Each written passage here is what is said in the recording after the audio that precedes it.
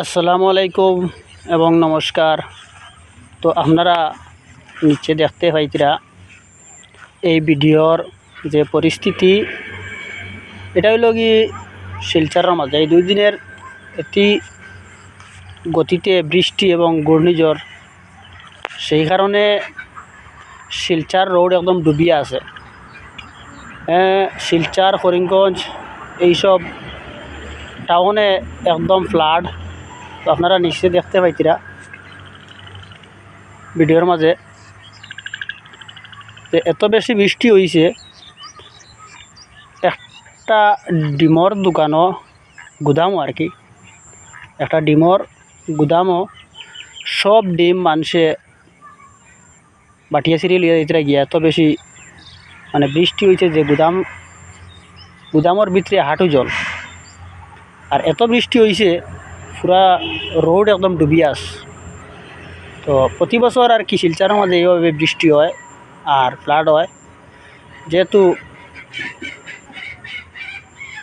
এই জলটা অতি দ্রুত গতিতে যে বারোইয়া যাওয়ার রাস্তা খুবই কম, তা ছোটো ছোটো ট্রেন আর অনেক প্লেস। আর বৃষ্টির জলের সময় জল জমাট হয়, তখন এই জলগুলা বাহির হইয়া দ্রুত গতিতে যাইতে পারে না। এর কারণে রাস্তা ডুবিয়ে থাকে, দোকানের মধ্যে জল ঢুকি যায়, নানান সমস্যা হয় আর কি ব্যবসার দিকে গিয়া। তো এটা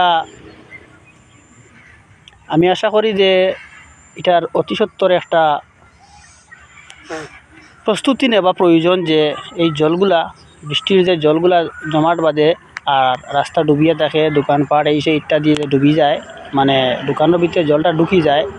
তো এগুলা সরকারি তরফ থেকে যদি একটা রাস্তা করা হয় জলটা বাইর হইয়া যাওয়ার লাগিয়া, তাহলে মানুষের এই কষ্টটা হইতো না মনে করি। আপনারা নিচে দেখতে পাইতরা যে কীভাবে জল ঢুকছে আর মানুষ কি কষ্টের মাঝে। গত বছরও সেম সমস্যা দাঁড়াইছিল। তো আপনারা খুব বেশি বেশি করে শেয়ার মারিয়ে দিবা ভিডিওটা, আর কমেন্টের মাঝে আপনারা মতামতটা দিবা। শেয়ার করলে সবাই দেখতে পাইব, আর এটার প্রতিবাদটা বেশি বেশি করে করেন, যেহেতু খালি শিলচর টাউনের মধ্যে নয়, প্রত্যেক টাউনের মধ্যে জলের রাস্তাটা মানে ক্লিয়ার করিয়া রাখার লাগি, তখন গিয়া জলের সমস্যা হয় না। অনেক টাকার লুসকান, আজি যে ডিমের দোকানও কত টাকার লুসকান, মানুষের ডিম হাতে হাতে করে নিয়ে যার হাঁটু জল রাস্তার উপরে। আশা করি আপনারা বেশি বেশি করে শেয়ার করবা, আর আপনারা বেশি বেশি করে কমেন্ট করবা, লাইক কমেন্ট করিয়া দিবা। আশা করি আপনার কাছে